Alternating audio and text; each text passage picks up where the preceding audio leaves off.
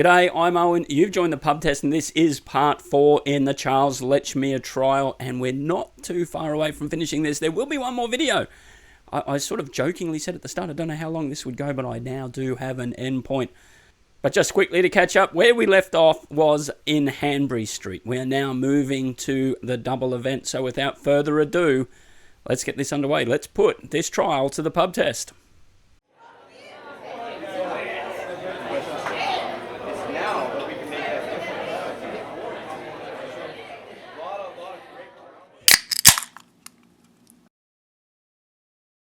Ladies and gentlemen of the jury, we move to the night of the 29th of September, early hours of the 30th of September, 1888. And we have to acknowledge here that 2 women were brutally murdered in the Whitechapel area. That being Elizabeth Stride and Catherine Eddowes. Elizabeth Stride in Dutfield's Yard, which was off Burner Street. Her body found in the International Working Men's Club. And Catherine Eddowes was found in Mitre Square. Some 20 to 30 minutes walk, maybe shorter if you knew a few shortcuts. And this is where the prosecution, we are asserting that these crimes fit perfectly with the person on trial being Charles Lechmere. But there is a point of contention here which we will acknowledge. For the Elizabeth Stride murder to have happened, which was not long after midnight. Well, we would assume then that Charles Lechmere either left really early for work or, being a Saturday night, this was possibly his day off. Now, you would say, how do you explain to your wife and kids that, look, I'm working 6 days a week pretty hard. On my night off, I'm going to start patrolling the streets. Well, it is important to state here that Charles Lechmere's mother lived in the direction of Mitre Square. And one of his daughters was living with his mother.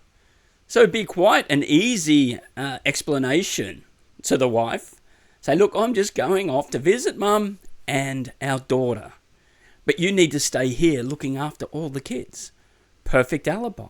She wouldn't ask any questions.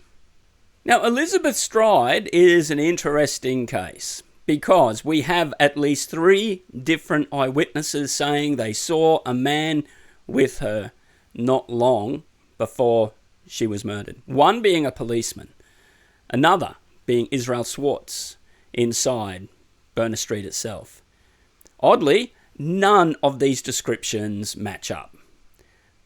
If they did, as we've said before, a composite sketch, you would not find Charles Lechmere. So we can't really rely on the eyewitnesses, but that suited Charles Lechmere perfectly. He could blend in. And then, taking advantage of the situation there with Elizabeth Stride, he takes her into Dutfield's Yard and begins his brutal attack. But then, as he is in the middle of doing that, he hears the clip-clop and the rackety wheels of a cart coming up the road. This is a sound that he knows very, very well, being a carman. And he also would know, with the Dutfield's Yard layout, that it's likely that that cart could very well be coming in to Dutfield's Yard. And so what does he do? He ceases the attack. His crime is interrupted. He could very easily just hide in those shadows. Remembering he has shown this propensity for that. In Bucks Row, standing over the body of Polly Nichols, he didn't panic. So he was able to wait until the opportunity came and casually walk out without drawing attention to himself and taking off in the direction of where his mother lived. And he was now way more cautious after making one catastrophic mistake in Bucks Row. That we are going to talk about, and you probably, ladies and gentlemen of the jury, don't exactly know what that mistake is, but it is staring us directly in the face, which also points and pins Charles Lechmere as Jack the Ripper. But he is not going to hang around this time. And he can slip away, which he does. But now, the big question here, and many people would say that just makes no sense. Why, in the pursuit of a crime, you get interrupted? Why on earth would you be motivated to then continue on and look for another victim that very night? If things had gone so wrong, surely you would just duck home. Or maybe just go straight to the mother's house just to cover your alibi, because now this event in Duffield Yard is going to get well known. So you need to make sure now that you actually do get to where you said you were going to go. Well, you see, this is of interest. We have so much more information about the mind of a serial killer today. And remembering, we are looking at this from the point of view of how it is perceived now. And we could look at so many different serial killers who were exactly in this situation. Ted Bundy, for example, he got interrupted on a couple of occasions and then went off and found another victim that very night. The Green River Killer, he also a couple of times was not unable, for whatever reason, to perform his murders. And so then he would seek another victim that same night. BTK, Dennis Rader, did exactly the same thing, as well as the Yorkshire Ripper. So we see the pattern with these serial killers. Interruption leads to escalation. So what do we see here? Well, not long after the attack on Elizabeth Stride, Charles Lechmere comes across Catherine Eddowes, who had only just been let out of prison, deemed sober enough to leave, simply because they didn't want to hold people in the cells any longer than they needed to. And she walks out, probably straight into the arms of her assailant. Now again, eyewitnesses saw someone with Catherine Eddowes, which does not match the description of Charles Lechmere. That we know of. But again, we had three people standing, looking, and they all gave different descriptions for whatever reason. But this did lead to an escalation in the attack. Up to this point, before we get to Miller's Court and Mary Kelly, this was the most brutal attack by Jack the Ripper. And that simply fits the pattern of what we know today about the minds of a serial killer.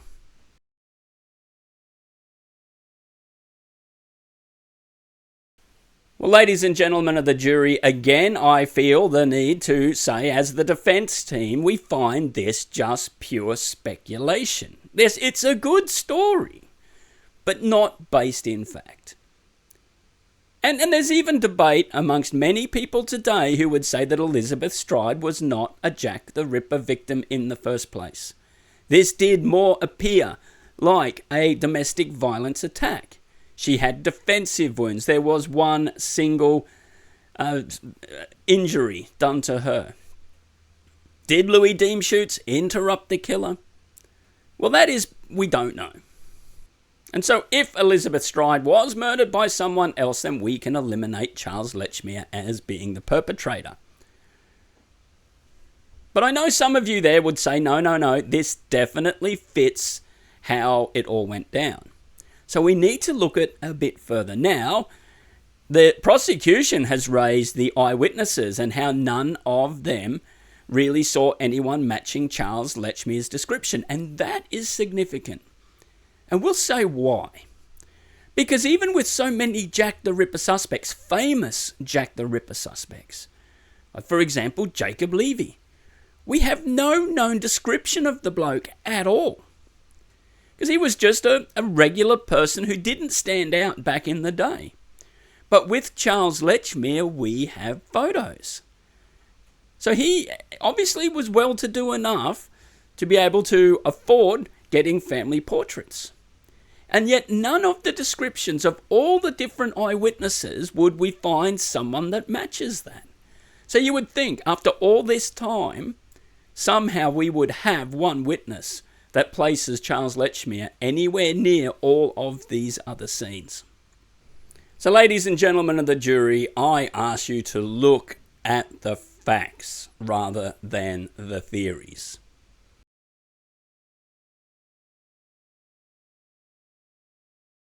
Again, ladies and gentlemen of the jury, here at the prosecution, we are looking at the facts. It is the defence that are just throwing up needless stories to try and cloud the issue. Let's look at the facts of the double event. Fact 1. Elizabeth Stride was murdered sometime around 12:30, we can assume. And then, within an hour, bit less, Catherine Eddowes is found in Mitre Square. That walking distance fits the pattern perfectly.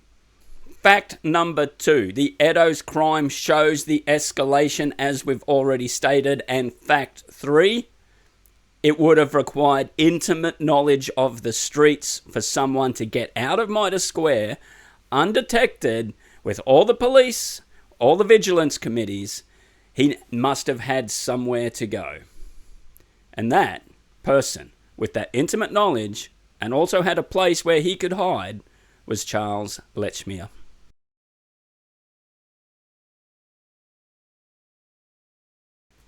Well, ladies and gentlemen of the jury, again, let's look at the real facts of this case.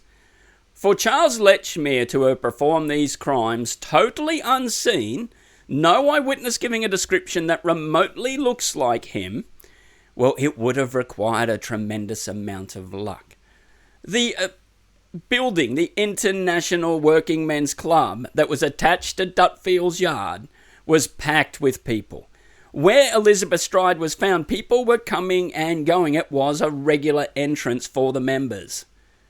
So that just is incredibly risky for this person to do that crime. Which also doubles down when it comes to Mitre Square. So if he's done this crime in Dutfield's yard and then takes off and finds Catherine Eddowes, he has no idea when that policeman was last in the Mitre Square. He would have no idea how long he had to perform what he was doing. And the chance of getting caught was highly, highly likely. Because with the commotion that happened down in Berners Street, well, the police would have been absolutely on the alert. They were stopping every bloke on foot. But the prosecution would say that's not a problem because, one, he knew the street, but he had somewhere to go, his mother's house. So I just ask this question. Just think of this. You've just committed the most brutal crime up to this point. You have possible excrement and blood all over you, and you rock up to your mum's house. I mean, were they asleep? Did he just try to sneak in and wash up? Or did he just knock on the door and say, oh, you don't mind, I've just been up to a bit of murder? You won't tell anyone, will you? Do you mind if I just clean up a bit here? Oh, by the way, can you store these body parts somewhere for me? Knowing that the police very well could have been raiding the houses. He basically would have now blocked himself in somewhere where he just couldn't get away. So I would suggest that even the prosecution would say that this is stretching the realm of believability a little bit.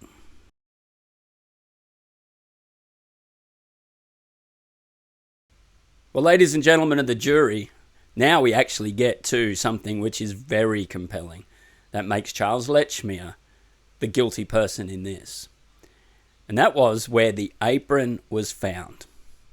Yes, Catherine Eddowes' apron was found underneath basically an archway with some graffiti above it. Now, we are going to look at that. Now, firstly, was the graffiti written by Jack the Ripper? That is debatable, and we don't know the exact wording.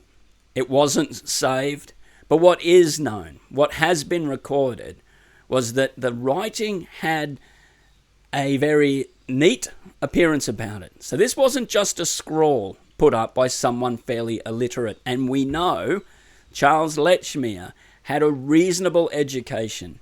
In all legal documents, he actually signed his own name in a fairly neat way. And that was fairly unique for someone of his background, basically. Being a working East Ender, Many didn't have that level of education, so he would have been able to write that graffiti if Jack the Ripper wrote it. But just assume again, because we can't say that definitively that he wrote that, but he could have, is the point we were making. He no doubt would have walked past that graffiti and seen it. And after spending some time hidden away, wherever that could have been, he may have had his own bolt hole somewhere else. But then he comes out and drops the apron near that graffiti, knowing it's going to be found and knowing that it will throw the police off who they should be looking for. We know that a policeman maintains he walked past that area. There was no apron. And then later, and it was a big chunk of the apron, it would not be missed. Then he sees it. This is the hallmark of the person we are talking about, a cold and calculating serial killer.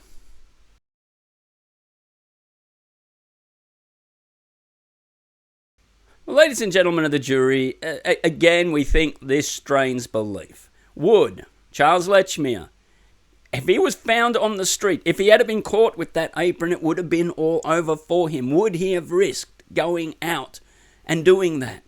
Knowing the police were searching homes. They got reprimanded for not searching enough homes. Because perhaps if they kicked a few more doors in, they would have caught the perpetrator. It defies believability that at this point, with the streets now flooded, because he's left a significant amount of time when Catherine Eddowes' body had been found. So now the police and everyone would have been swarming the streets. Would you risk going out to write a message and drop the apron? Highly, highly unlikely. However, I will give the prosecution this. I believe that if Charles Lechmere committed any of the Jack the Ripper crimes, it was these two. And I know, ladies and gentlemen, you're going to be thinking, what on earth? Why are you conceding that? Well, the simple point is, what serial killer in all history has ever performed a crime on his way to work? I can't find one. The prosecution before mentioned four serial killers. Not a single one of them performed the crime before work. It was always done afterwards. Why? Because these are not spree killers. Serial killers are controlled. They plan these things, and they also know things can go wrong. So you couldn't really take the risk of trying to do these things on your way to work. Because how many times could you turn up maybe with a black eye, maybe with some scratches, and people not start asking questions? Whereas on the way home or after work, well, if something goes wrong, it's not a big problem. And that's why if Charles Lechmere had this day off, then these are the only two crimes he realistically could have done. Which I'm going to say now, I don't think he simply did any of them. But we will say right now, obviously, the whole notion of Charles Lechmere being Jack the Ripper is blown away if they can't pin him for that first crime in Bucks Row, which, as I state now, quite simply, he was on his way to work, therefore he could not have done it. Court is adjourned again for the day, and thank you for hanging around for this. There is one more video to go where we'll just briefly touch on the Mary Kelly crime scene. Then there will be closing arguments. Then I'll give a bit of what a judge would do, a direction to the jury, just going over all the different points of evidence and what you need to consider. And then I'm just going to cover a couple of other little things that I find of interest and why I've left certain parts out of this. Because I know some people are already saying you probably missed a few points, and there's a reason for that. And then I'll open it up to you, the jury. What do you think? Do you think Charles Lechmere is guilty or innocent? And I'm also interested to know, has this series given you pause for thought one way or another? But your support is greatly, greatly appreciated. Thank you so much, and to all who are sharing this content wherever you are. I'm Owen, you've been watching The Pub Test, and we will see you in the final part 5 of the Charles Lechmere trial.